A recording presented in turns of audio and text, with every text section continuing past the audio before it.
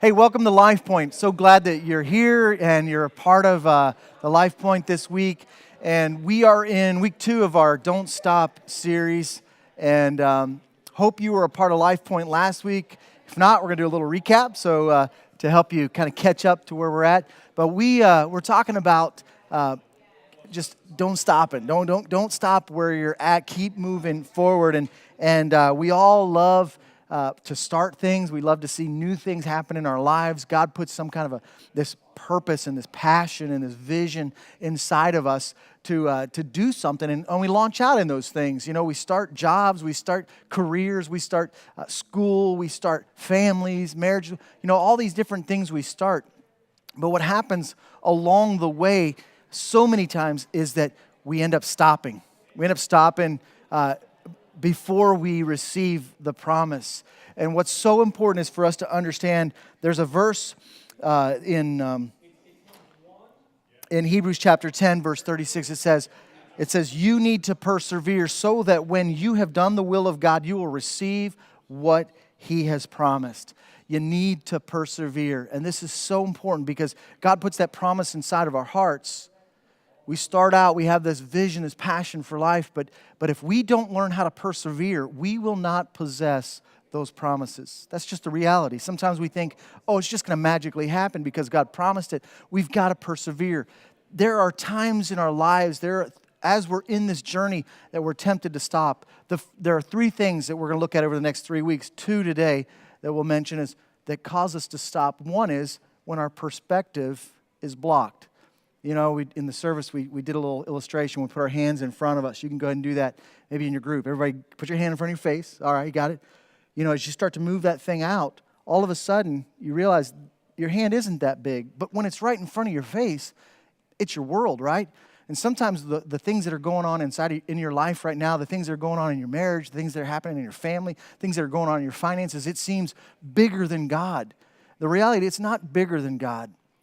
It's just that it's causing you to not see God and see His purpose. And you got to allow your perspective to be elevated. That's where worship is so important. The Word is so important in our lives. Being at Life Point, this is a great choice that you made because you're allowing your perspective to be elevated.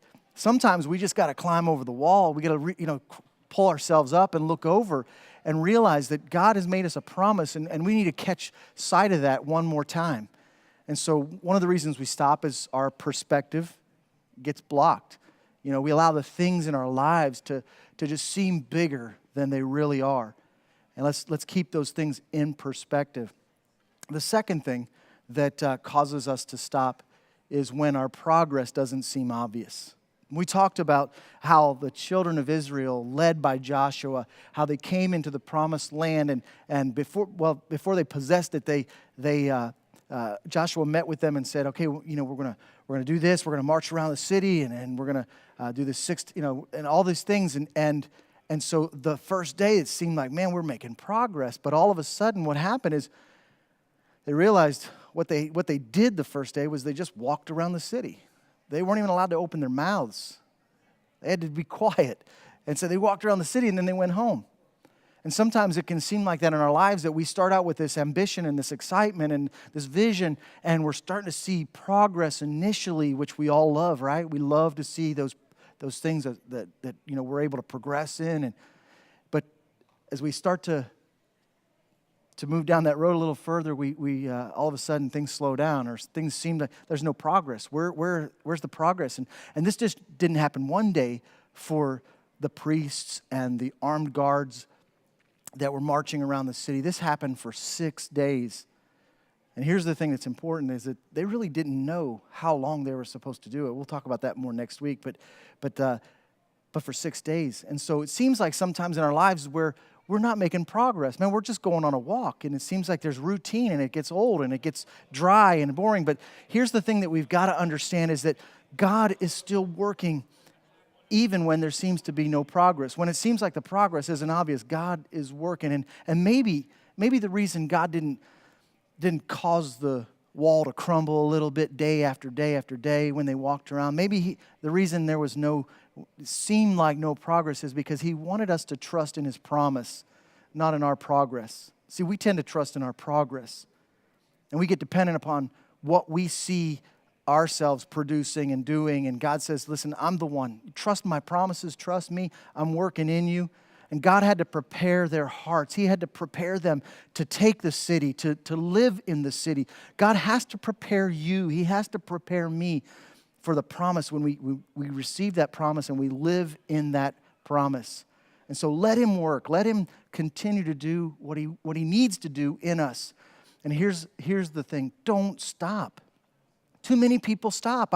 As a pastor, I watch so many people stop in so many different things, in marriage and family and just life and their jobs and finances. They just roll over and die. Don't stop. Don't stop. Keep moving forward. I got a few questions for you, for your discussion. First of all, just to recap, a reminder that there are two reasons we stop. One is our perspective gets blocked, and the second is our progress isn't always obvious. Here's the questions. Do you have a dream or a goal that you stopped short of reaching? If you weren't in LifePoint last week, would you take a moment and just share that dream or that goal that maybe you've stopped short of reaching? Share just one with the group.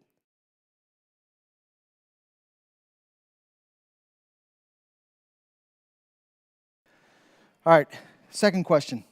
Describe an area of your life where you are experiencing progress. We love to talk about progress. Describe an area of your life where you are experiencing progress right now.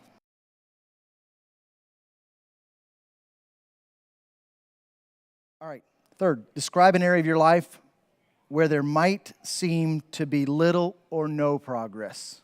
That's a little tougher, it's a little harder for us to talk about. Describe an area of your life where there might seem to be little or no progress at all.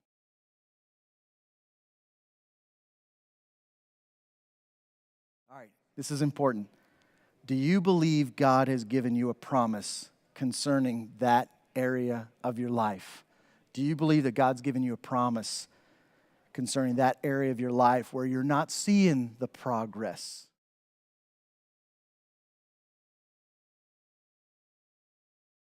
All right, number 5. If God has given you a promise and you're not seeing progress, will you have faith in His promise or will you trust in your progress? Tough question. Will you have faith in His promise or will you just trust in your progress?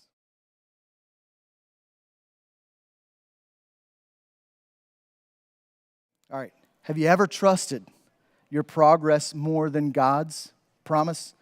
And let me say it again. Have you ever trusted your progress more than God's promise? And why do you think that happens? All right, one last question. This is it.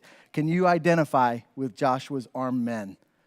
What are some of the healthy behaviors that you repeat day after day, but you're not noticing a whole lot of progress? Those are a lot of questions for LifePoint. Hope you have a great time. God bless you. Don't forget to pray for one another, encourage one another, and we'll see you next week.